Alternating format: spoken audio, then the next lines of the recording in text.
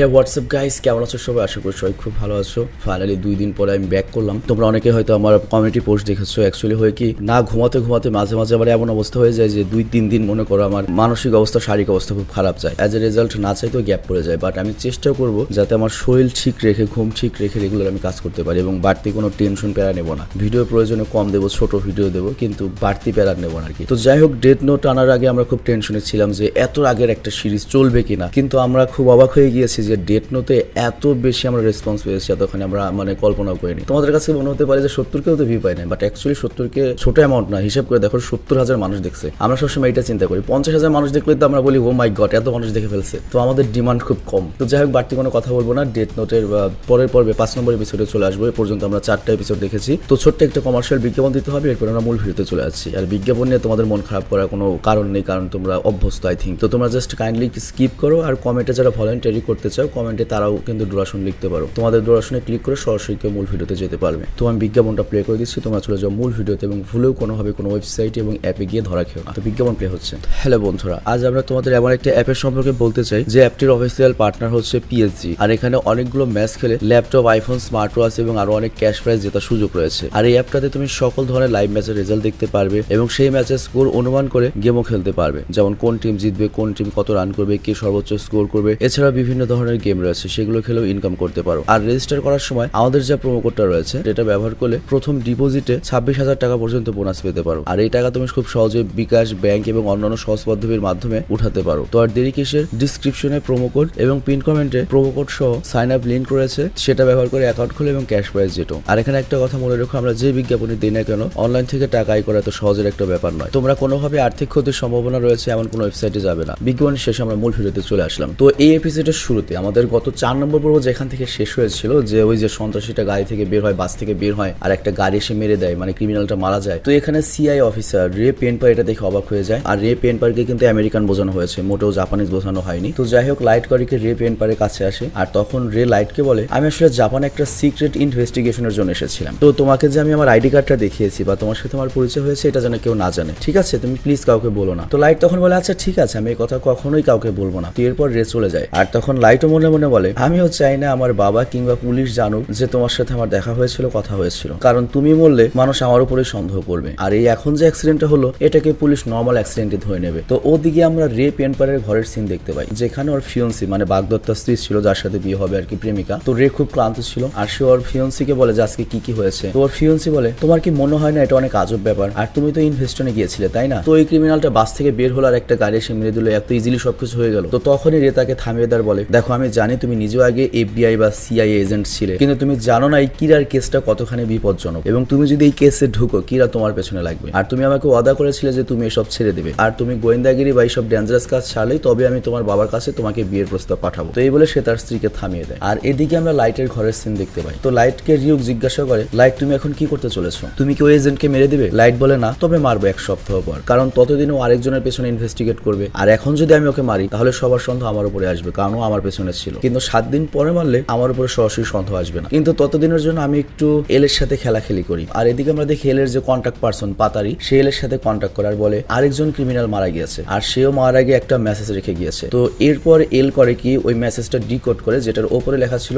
God of death, অর্থাৎ shinigami. তো তোমাদের কি মনে আছে, লাইট প্রথমবার লিখেছিল এল তুমি কি জানো, দ্বিতীয়বার লেখা ছিল শিনিগামী, আর তৃতীয়টায় লেখা রয়েছে ডেথ অফ গড, তুমি কি জানো শিনিগামী হচ্ছে ডেথ অফ গড। তো এই কথা জানার পরে এল বলে, লাইট তুমি কি বলতে চাও? হ্যাঁ, শিনিগামী কি সত্যি হয়? সত্যি অ্যাঞ্জেল বলে কিছু রয়েছে? আর তারপর এল পাতারিকে বলে পুলিশ স্টেশনে কড়া নজর রাখতে, কারণ কিরা যখন তখন যে কোনো ধরনের মেসেজ পাঠাতে পারে। তো এরপর আমাদের ডিসেম্বর 2007-এর সিন দেখানো হয় এবং দেখতে দেখতে 1 সপ্তাহ পার হয়ে গিয়েছে ওই ক্রিমিনালটা যে মরলো, যে আর কি ওই যে বাস থেকে বেরিয়েছিল। তো লাইট ওখানে দাঁড়িয়ে রয়েছে এবং লাইট বলে, এতদিন ধরে আমি ওই ডেথ নোট নিয়ে যেসব এক্সপেরিমেন্ট করেছি সেটা আজকে আমার কাজে আসবে। এবং সিরিয়াসলি গাইস, আমি তোমাকে সত্যি বলছি, আজকের পর্বে লাইটের যে টেকনিক আর বুদ্ধি তুমি দেখবে, তুমি পুরো থ হয়ে যাবে, পুরো ব্রেনের খেলা। তো যাই হোক, এরপর লাইট রিওককে বলে, তুমি একটা জিনিস কি খেয়াল করেছো, আমরা যদি কাউকে মার আগে তার নাম লিখি, তারপরেই কিন্তু সে কিভাবে মরবে সেটা আমরা ডিসক্রিপশন লিখতে পারি, কিন্তু আমি যদি আগেই ডিটেলস রেখে রাখি যে সে কিভাবে মরবে, পরবর্তীতে তার নাম লিখে দিলেও তো একই জিনিসই হয়ে গেল। বিষয়টা বুঝিয়ে বলে আমি একটু তোমাকে, ধরো ডেথ নোটের যে নিয়ম, তো আমার নাম হচ্ছে আলামিন। তো ডেথ নোটে যদি লিখে যে আলামিন মরবে হচ্ছে অ্যাক্সিডেন্টে, ওর বিচিতে চাপ লাগবে, তারপরে মরবে, তো ওর যদি আগে ওই অ্যাক্সিডেন্টের কাহিনী কিভাবে মরবে ওটা লিখে রাখে, তারপর যদি আলামিন লেখে, তাহলে তো আলটিমেটলি ব্যাপারটা একই হয়ে গেল। তো লাইট যখন এই কথাটা বলে, তখন রিওক বলে আরে বাহ বাহ, এটা তো আমি নিজেও জানতাম না, তুমি তো সত্যি জিনিয়াস। তো এখানে আমরা বুঝতে পারি যে আমাদের লাইট তার বই নিয়ে নতুন একটা এক্সপেরিমেন্ট করতে চলেছে। আর তখনই এখানে রে পেনপার আসে আর লাইট করে করে পেছনে চলে যায় এবং ওকে পেছন থেকে বলে আমি কিরা, যদি তুমি পেছনে ঘোরা তাহলে আমি তোমাকে মেরে ফেলবো। তো এটা শুনে রে অনেক শক্ট হয়ে যায়। আর তখন লাইট বলে তুমি একদম নড়াচড়ার চেষ্টা করবে না, চালাকি করার চেষ্টা করলে আমি একদম তোমাকে মেরে ফেলবো। আর তখন রে মনে মনে বলে এই কণ্ঠটা আমার বেশ পরিচিত লাগছে, আমি কোথায় যেন শুনেছি। লাইট তখন বলে তোমার কি বিশ্বাস হচ্ছে না আমি কিরা, আমি তোমাকে এখনই প্রমাণ করে দেখাচ্ছি।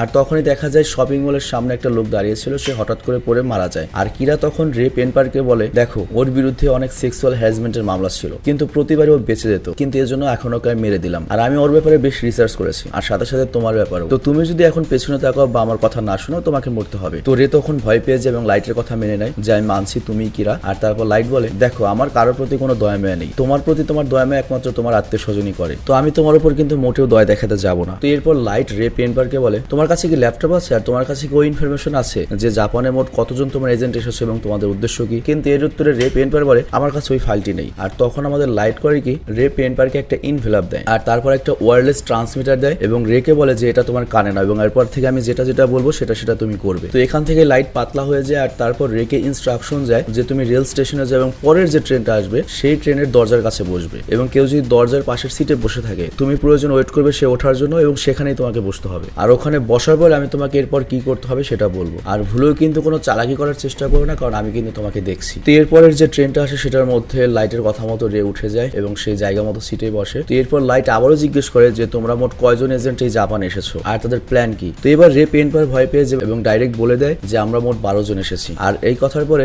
লাইট বলে যে তোমার কাছে যে এনভেলপটা রয়েছে সেটা খোলো এবং সেখানে আমরা দেখতে পাই 4টা পেপার রয়েছে বা কাগজ রয়েছে, তার মধ্যে নাম লেখার মতো খালি খালি জায়গা রয়েছে। তো এরপর লাইট বলে সবচেয়ে ওপরের ঘরে ওই এজেন্টের নাম লেখো যে তোমাদের ইনচার্জ বা যে তোমাদের অফিসার, যেখানে তোমাদের জাপানের অপারেশন লিড করছে। তো রে তখন অবাক হয়ে যায় যে এই ছেলেটা আসলে কি করতে চায়, ওর প্ল্যান কি? কিন্তু রে এটাও ভাবে আমার তো কিছু করার না, ওর কথা আমার শুনতে হবে। আর তারপর রেটা ভাবে যে না, ও তো শুধুমাত্র নামের উপর ভিত্তি করে কাউকে মারতে পারবে না, তাকে তো দেখতেও হবে। তো এই কথা মনে করে ও করে কি ওর যে অফিসার বা ইনচার্জ রয়েছে রের তার নামটা লিখে দেয়। আর তখনই রে আবার লাইটকে বলে তুমি এখন তোমার ল্যাপটপ ওপেন করো, কারণ তোমার অফিসার তোমার সাথে যতগুলো এজেন্ট এসেছে সবার ইনফরমেশন ছবি সহ পাঠিয়ে দেবে। তো এটা শুনে রে পেনপার চমকে যায় যে আমার অফিসার আমাকে এটা কিভাবে পাঠাতে পারে আর কিভাবে আমাদের বাকি সব কলিগদের ইনফরমেশন দিতে পারে। তো যাই হোক, রে ল্যাপটপ খুলে দেখতে পায় সত্যি সত্যি ইনফরমেশন সব চলে এসেছে। আর তারপর লাইট রেকে বলে তোমার যে বাকি কলিগ গুলো এসেছে, বাকি যে এজেন্ট গুলো রয়েছে তাদের একজনের করে চেহারা দেখো এবং একজনের করে নাম লেখো। তো রের এখানে কিরার কথা শুনে পুরো মাথা গুলিয়ে যায় যে কিরা কি করতে যাচ্ছে কিছুই বুঝতে পারছে না। তবে ওর সবার নাম লেখে দেয় এবং ল্যাপটপটা বন্ধ করে দেয়। আর তারপর লাইট বলে এই সব নাম লেখা পেজটা ওই এনভেলপে আবার রেখে দাও এবং সেটা ওখানে থেকে একটা রেখে রাখো। আর খেয়াল রাখো কেউ যেন আবার দেখে না ফেলে এবং যখন তুমি একদম শিওর হবে কেউ দেখছে না তখন ওটা নিরাপদে রেখে তারপর বেরোবে। তো যাই হোক, লাইট যখন কথা বলছিল রে বারবার ভাবছিল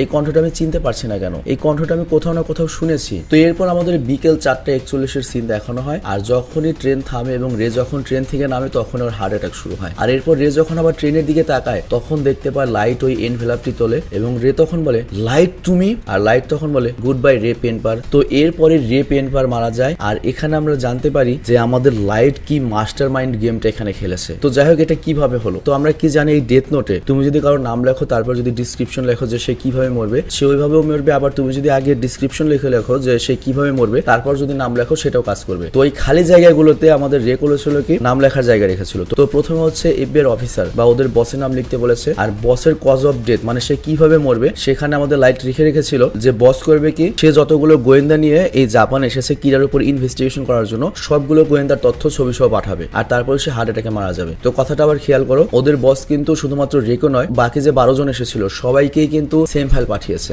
আর এখানে লাইট যেটা করেছে সবার কজ অফ ডেথে লিখেছিল যে ফাইল পাওয়া মাত্র ওরা সবাই হার্ট অ্যাটাকে মারা যাবে, কিন্তু রের ব্যাপারে লিখেছিল যে রে ট্রেন থেকে নেমে তারপর মারা যাবে। তো তোমার কাছে এখন মনে হতে পারে যে লাইট কেন সবাইকে সেম ফাইল পাঠাতে বললো বসকে? তো অ্যাকচুয়ালি এই ফাইলটা শুধুমাত্র যদি রের একার কাছে আসতো তাহলে কিন্তু সবাই আমাদের লাইটকে সন্দেহ করতো যে রে লাইটের পিছু করেছে, এজন্য আর কি যে রের কাছ থেকে তথ্য সংগ্রহ করে তারপর কিরা সবাইকে মেরে ফেলেছে। তো এখন যেহেতু সকল এজেন্টের কাছে ওই ফাইলটা গিয়েছে তো যে কোনো এজেন্টের কাছ থেকে কিরা তথ্য নিয়ে মারতে পারে বাকি সবাইকে। আবার এই জন্য সবাইকে হার্ট অ্যাটাকে মারিয়েছে লাইট যাতে সবাই বুঝতে পারে যে এটা কিরাই করিয়েছে এবং এর মানে হচ্ছে কি সবাই কিরাকে আরো বেশি ভয় পেয়ে যাবে। তো তোমার কাছে এখন প্রশ্ন জাগতে পারে যে কিরার তো পাওয়ার হচ্ছে যে ও কারোর চেহারা না দেখলে কারোর নাম না জানলে তাকে মারতে পারে না। তো ল্যাপটপটা ছিল রের কাছে এবং রেই তো বাকি সব এফবিআই এজেন্টদেরকে দেখেছিল বা বসকেও দেখেছিল। তো ওরা মূল্য কেমনে আমাদের কিরা বা লাইট তো ওদের দেখেনি। তো অ্যাকচুয়ালি হয়েছে কি ডেথ নোটে যে লিখবে তো ওখানে লিখেছিল হচ্ছে রে নিজে মানে ওই FBI এজেন্ট, তো সে যেহেতু বাকি সবার ছবি দেখেছে, তারপরে তোমার নাম দেখেছে, তো ও লেখার কারণে এটা কাজ করেছে। মানে এখানে আমাদের লাইট বুদ্ধি খাটিয়ে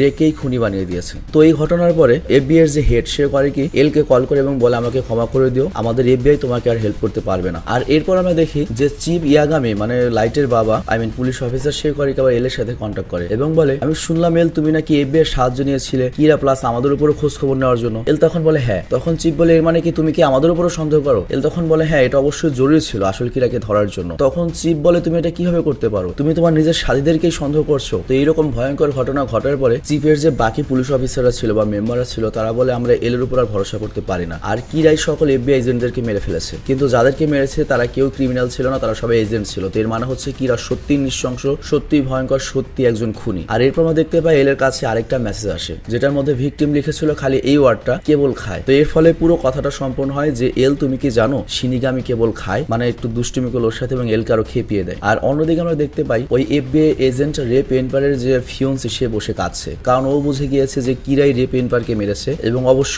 কিরার সাথে দেখা হয়েছিল। আর এরপর আমরা চিফ ইয়াগামির বাসার সিন দেখতে পাই। তো তারা সবাই বেশি ডিনার করছিল আর তখন চিফ বলে আমি একটা কথা অনেকদিন ধরে তোমাকে বলিনি বা হয়তো বা আমার বলা উচিত, কারণ এক সময় না এক সময় তুমি এটা জেনে যেতে। তো তুমি হয়তো বর্তমানে কিরার কাহিনীটা জানো, বর্তমানে প্রচুর মানুষ হার্ট অ্যাটাকে মারা পড়ছে, কিরা দূর থেকে মানুষ মেরে দিয়েছে, তো কিরার ইনভেস্টিগেশনের ইনচার্জটা আমার উপর পড়েছে। তো এই কথা শুনে লাইটের ছোট বোন বলে বাহ বাবা তুমি তো খুব অ্যামেজিং, কিন্তু তখন ওর বাবা বলে না এটা এত সহজ ব্যাপারও নয়, গতকালই কিরা 12 জন আমেরিকান FBI এজেন্টকে মেরে ফেলেছে। তো এটার মানে হচ্ছে ওর পেছনে যে ইনভেস্টিগেট করবে ও সবাইকে মেরে ফেলতে পারবে, আর এই কারণে আমাদের অফিসাররা জব ছেড়ে দিচ্ছে। আর তখনই লাইটের বোন বলে ওঠে বাবা তুমিও জব ছেড়ে দাও, রিস্ক নেওয়ার দরকার নেই। আর লাইটের মাও জব ছেড়ে দেওয়ার কথা বলে, কিন্তু চিফ বলে আমি এভাবে বসে থাকতে পারি না। তো চিফের কথা শুনে লাইট বলে বাবা তোমার প্রতি আমার অনেক গর্ব হয়, কিন্তু কিরা যদি তোমার কিছু করে আমি কিরাকে ছাড়বো না। ভাই সিরিয়াসলি লাইট একটা মাল ভাই। তো যাই হোক এরপর আমরা চিফকে দেখি যে সকল পুলিশ অফিসারদেরকে বলছে যে কিরা তার সামনে আসা বা তার পথে আসা সকল মানুষজনকে এবং তার পেছনে যারা ইনভেস্টিগেশন করবে তাদের সবাইকে মেরে ফেলেছে এবং ভবিষ্যতে মেরে ফেলবে। তো আমি চাই না তোমরা এখানে যারা আছো তারা তোমাদের পরিবারকে বা তোমার জীবনকে বিপদের মুখে ফেলো। তো আমি চাই যাদের জীবনের মায়া আছে তারা তোমাদের নিজেদের জীবনের মায়া করো এবং পরিবারের চিন্তা করো। তো যারা যারা এখান থেকে বেরিয়ে যেতে চাও তারা বেরিয়ে যেতে পারো, তবে নিশ্চিন্ত থাকো যারা বেরিয়ে যাবে আমি তাদের র্যাঙ্ক কমাবো না। আর আমি চাই যারা সত্যিকারের জীবন ঝুঁকি রেখে বিপদের মুখে ফেলে কিরাকে ধরতে চাও তারা আমার সাথে আসো। তো এরপর তারা সবাই নিজেদের মধ্যে কথা বলতে থাকে যে কে থাকবে কে থাকবে না। আর অন্যদিকে আমরা রে পেনপারের ফিয়ন্সিকে দেখতে পাই যে ওই বাস ড্রাইভারের কাছ থেকে ইনফরমেশন কালেক্ট করছে, আর সেখানে সে রে পেনপারের ছবি দেখার তখন বাস ড্রাইভার বলে হ্যাঁ আমি তো ওকে চিনি, উনি সেদিন বাসের মধ্যে থেকে ওই সন্ত্রাসীকে থামানোর চেষ্টা করেছিলেন। আর তখন রে ফিয়ন্সি জিজ্ঞেস করে তাহলে ওখানে প্যাসেঞ্জার কে কে ছিল, মানে রে পেনপার কার কার সাথে কথা বলেছে। ড্রাইভার তখন বলে আমি তো এটা খেয়াল করিনি আর বাকি সব প্যাসেঞ্জারদের আমি চিনিও না। তো এরপর রে পেনপার বুঝতে পারে এবং মনে মনে বলে আমি যেটা ভাবছি সেটা যদি সঠিক হয় তাহলে ওই বাসের মধ্যেই কিরা ছিল, আর এর মানে এই বাসের রুট ধরে আমি কিরা পর্যন্ত পৌঁছাতে পারবো। মানে জিনিসটা দেখো কোন স্টেশন থেকে কোন স্টেশনে এই বাসটা যাতায়াত করে সেটার উপর ভিত্তি করে রে পেনপারের স্ত্রী বুঝতে পারবে যে কিরা কোথায় থাকতে পারে, কোন এরিয়াতে থাকতে পারে। আর এখানে একটা জিনিস মনে রাখতে হবে রে পেনপারের স্ত্রীও কিন্তু FBI এজেন্ট, তো লাইটের কপাল একটু খারাপই আছে আর কি। আর অন্যদিকে আমরা হেডকোয়ার্টার সিন দেখতে পাই যেখানে কেবলমাত্র 5 জন লোক বেঁচে ছিল, আর চিফ তখন বলে শুক্রিয়া যে অন্তত 5 জন রয়েছে। আর এরপর আমরা দেখতে পাই যে এল ওই সবকিছু নজরদারিতে দেখছিল এবং এল তখন বলে ওঠে আমি তোমাদের সবার উপরে ভরসা করি। কিন্তু তখন একজন অফিসার বলে ওঠে তুমি আমাদের উপর ভরসা করতে পারো, কিন্তু আমরা তো তোমার উপর ভরসা করতে পারি না, আমরা নিজেরা নিজেদের জীবন ঝুঁকির মধ্যে ফেলে সামনে এগিয়ে এসেছি, কিন্তু তুমি তো নিজের চেহারা দেখাওনি, তুমি খালি আমাদেরকে অর্ডার দিতে থাকো, তো মরে যদি খালি আমরা মরবো, কারণ আমাদের চেহারা সবাই দেখেছে, আমাদের নাম সবাই জানে, তোমার তো আর কিছু হবে না, এভাবে তো কাজ চলতে পারে না। তো চিপও তখন বলে হ্যাঁ আমরা রিস্ক নেবো, তুমি যদি আমাদের সময় রিস্ক না নাও তাহলে তো আমরা একসাথে কাজ করতে পারি না, তুমি যদি আমাদের সাথে কাজ করতে চাও তাহলে আমাদের সাথে তোমার দেখা করতে হবে যাতে আমরা তোমার উপর ভরসা করতে পারি। আর তখন এল বলে আচ্ছা সমস্যা নেই, আমি একটু আগেই তোমাদের 6 জনকে বলেছি যে আমি তোমাদের 6 জনের উপর ভরসা করি। তো এরপর চিপ করিকে ল্যাপটপটা ঘুরিয়ে দেয় আর এল করিকে টেক্সট করে লেখে, মানে মুখে বলে না, যে যাই হবে এটা যেন আমাদের এই 6 জনের মধ্যে থাকে এবং আমি তোমাদের এই 6 জনের সাথে দেখা করব, কিন্তু আমার সাথে দেখা করার আগে সবাই আরেকবার করে ভাবো এবং পুলিশ হেডকোয়ার্টারের বাইরে যাও এবং চিন্তা করে আসো যে তোমরা আমাকে ভরসা করো কিনা এবং তোমরা সত্যি জীবনের রিস্ক নিতে চাও কিনা। তো এরপর তারা সবাই করে কি পুলিশ এজেন্সির বাইরে গিয়ে ডিসকাস করে। আর তখন 2-1 বলা শুরু করে হঠাৎ করে এল আমাদের সাথে দেখা করতে চাচ্ছে, কিন্তু এর আগে তো অনেক বড় বড় কেস ও একাই সলভ করেছে, কিন্তু এখন আমাদের সাথে দেখা করার কি কারণ? আর তাছাড়াও যদি নকল একজনকে পাঠিয়ে দেয় আর যদি এসে বলে যে আমি এল, তখন আমরা বুঝবো কিভাবে, কারণ ওর কণ্ঠ তো আমরা জানি না। কিন্তু তখন চিফ বলে দেখো তোমাদের কি মনে আছে নিজেই কিন্তু জাপান এজেন্সির সহায়তা চেয়েছিল, আর হতে পারে এল এই সময়টার জন্য অপেক্ষা করছিল যে ও বেশি মানুষদের উপর ভরসা করবে না, শুধুমাত্র যারা জানের রিস্ক নিয়ে এই কেস ইনভেস্টিগেশনের জন্য এগিয়ে আসবে তাদের উপর ভরসা করবে, কারণ ও জানতো আমাদের কোনো না কোনো পুলিশ অফিসার থেকে বা পুলিশ স্টেশন থেকে ইনফরমেশন লিক হচ্ছে। তো এল মূলত এই সময়টির জন্য অপেক্ষা অপেক্ষা করছিল, যাদের উপরও সর্বোচ্চ ভরসা করতে পারবে, আর যারা জীবনের ভয় না করে এই কেসটা নিয়ে এগিয়ে যাবে। তো এই কথা শুনে একজন অনেক রেগে যায় এবং বলে আমি বরং কাজে ছেড়ে দেবো, তবে এলকে আমি বিশ্বাস করতে পারবো না। আর তারপর সে হাঁটা শুরু করে দেয়। তো এর মানে এখন বেঁচে থাকলো হচ্ছে 5 জন। তো যাই হোক, এরপর এল ওদেরকে বলে যে আমি টিটো হোটেলে রয়েছি, কিন্তু আমি কিছুদিন পর পর হোটেল চেঞ্জ করতে থাকবো, এক জায়গায় আমি স্টে করবো না। আর এই হোটেলটাকে তোমরা আপাতত আমাদের হেডকোয়ার্টার হিসেবে ধরতে পারো। আর তোমরা যদি আমার সাথে দেখা করতে আসো তাহলে দুজন দুজন করে গ্রুপ হয়ে তারপর আমার সাথে দেখা করবে, আর 30 মিনিট পর পর আসবে, আর রাত 12টার দিকে এটা শুরু হবে। তো এরপর আমরা এল কে হোটেলে দেখতে পাই যে উল্টো হয়ে দাঁড়িয়ে রয়েছে। আর এল এর বয়সটা আমাদের কিরার মতোই বা লাইটের সমান বয়সী। এবং এখানে এল বলে কিরা, তোমার থেকে আমার দূরত্ব আস্তে আস্তে কমে আসছে, আর এটার জন্য যদি আমার চেহারা দেখাতে হয় আমি সেটাও দেখাবো, কিন্তু আমার নাম তুমি পাবে না। আর তাছাড়া এই মিটিং এর ব্যাপারে তুমি যদি জানো তাহলে তুমি আমার কাছে আসার চেষ্টা করবে, আর এই সুযোগটি আমি নেব, আর আমি তোমাকে ধরে ফেলবো। তো এরপর আমরা লাইটের সিন দেখতে পাই। আর ও মনে মনে বলে গত কয়েকদিনে আমি অনেকগুলো কাজ করেছি, অনেকগুলো মানুষকে মেরেছি, তো আমাকে এখন চিন্তা করতে দাও যে আমি ওখানে কোনো ভুল করেছি কিনা, বা আমি কোনো ক্লু ছেড়ে এসেছি কিনা। আর তাছাড়া এল এখনো তো আসল লড়াই বাকি। আর অন্যদিকে আমরা চিপকে দেখতে পাই যে এল এর দরজায় নক করছিল, আর দরজা খোলার সাথে সাথে এই এপিসোডটি শেষ হয়ে যায়। তো যাই হোক, খুবই অসাধারণ একটা সিরিজ এবং সেই লেভেলের বুদ্ধির গেম, মানে দাবাগুটির খেলা হবে এল আর কিরার মধ্যে। কিন্তু আমার দুঃখ লাগছে স্ক্রিপ্ট রাইটারের উপর। সিরিয়াসলি ও এমন ভাবে স্ক্রিপ্ট লিখছে ভাই, মাঝে মাঝে আমার মাথা, মানে এমন লেখা আমার মাথা আগলাই গেছিল। তো যাই হোক, ভালো থেকে সুস্থ থেকো। আর একটা রিকোয়েস্ট, মাঝে মাঝে যদি 2-1 দিন আমার গ্যাপ লাগে তোমরা অতটুকু সাহস ভাবে নিও। তো টেক কেয়ার, বাবাই। আর গাইজ, ভিডিওটা শেষ করার পূর্বে তোমাদের জন্য কিন্তু একটা সুখবর রয়েছে। জুজুৎসু কাইজেন কিন্তু অনলি জাপানিজে রিলিজ হয়েছে। মানে জুজুৎসু কাইজেনের এর মানগার পরের 3টি চ্যাপ্টার কিন্তু অনলি জাপানিজে রিলিজ হয়েছে, এবং সেটার লিঙ্ক কিন্তু আমি ডিসক্রিপশনে দিয়ে দিয়েছি। আর এর সাথে আমি কমিউনিটি পোস্ট করে দিয়েছি। তো কমিউনিটি পোস্ট বা ডিসক্রিপশন থেকে তোমরা জুজুৎসু কাইজেনের পরবর্তী এপিসোডটা দেখতে পারো। তো ডেথ নোট দেখলে এবার তোমরা জুজুৎসু কাইজেন দেখে আসো। আমি ততক্ষণে বিদায় নিচ্ছি।